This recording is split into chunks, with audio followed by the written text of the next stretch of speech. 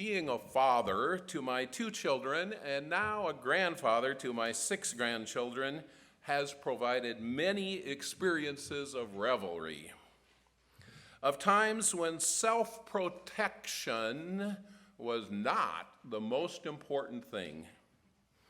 So I'm going to start out telling you some stories of revelry I've shared with my kids and my grandkids by, of all things, reading a poem that my granddaughter Naomi and I have loved reading together.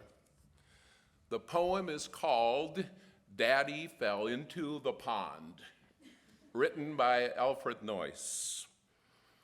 Now, as I read this poem, please be prepared to join with me when I signal like this, and trust me, you'll know what to say.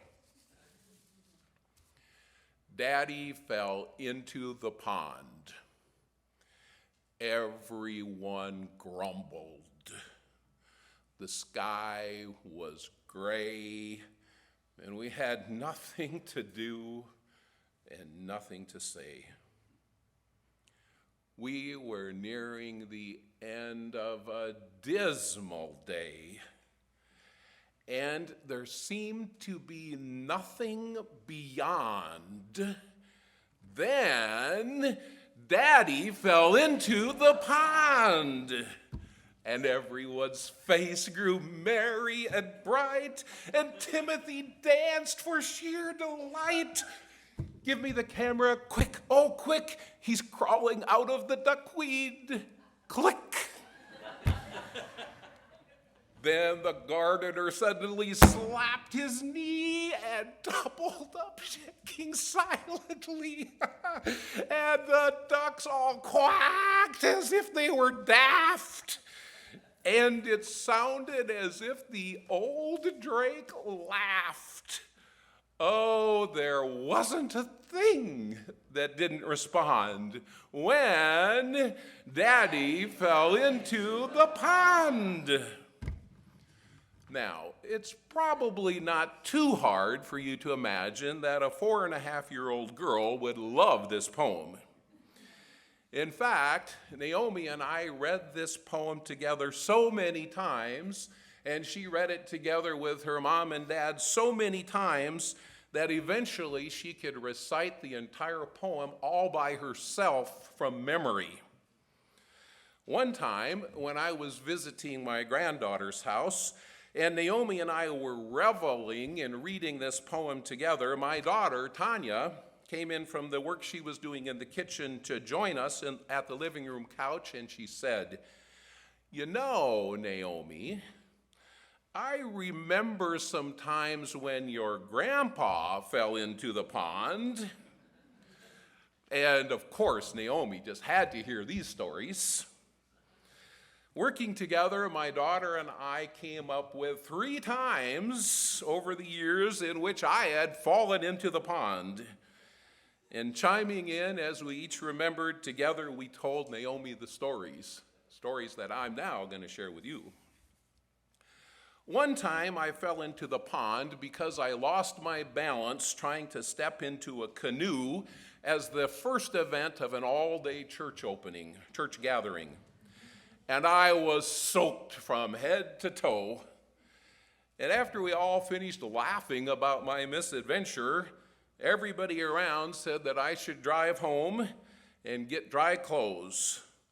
But I didn't want to miss a moment of this day together, and I didn't want to miss any of this precious time I had with my children, with my church family. So I dried my clothes as best as I could.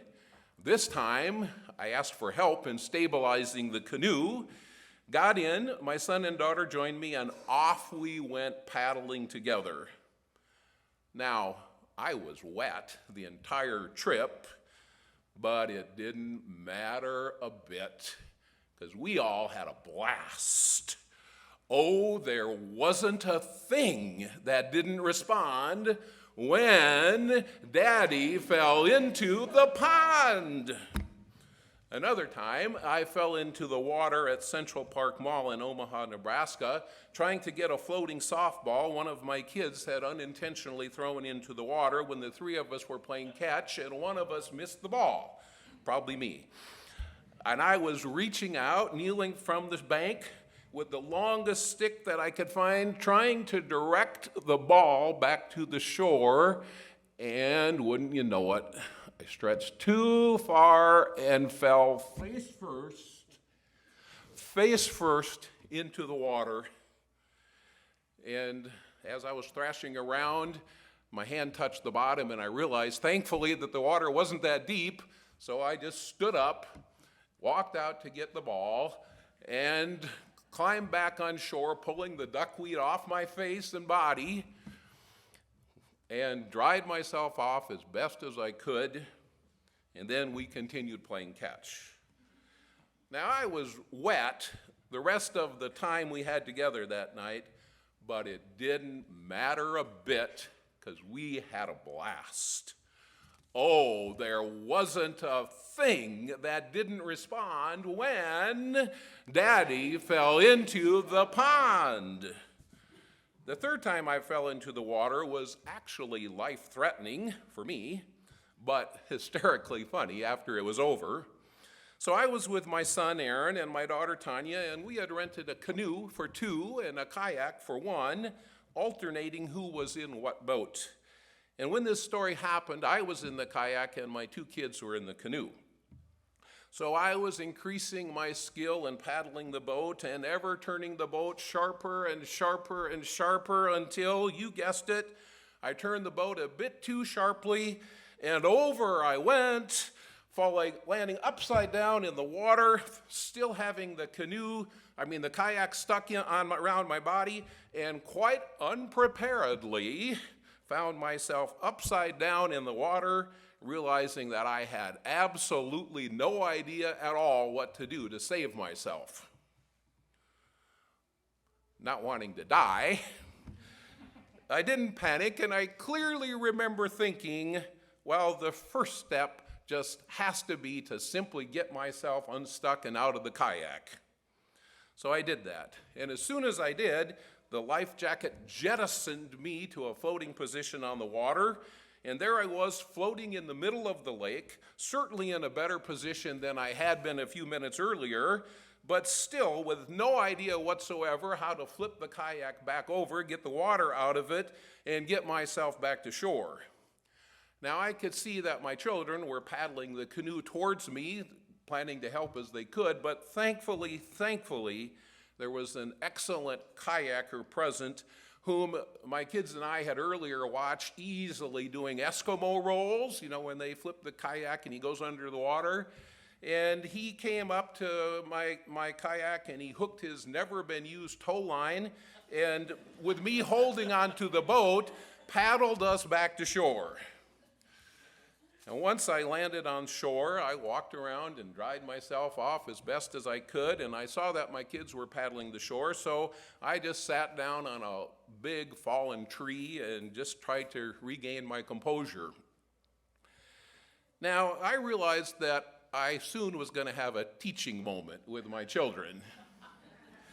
And there was no avoiding it, because either I was going to end the trip, have us pack up our things and go back home and not get back onto the water, or I was going to fess up to my children that I had become overly cocky about my paddling skills, say lesson learned, and let's get back into the water and continue our boating event.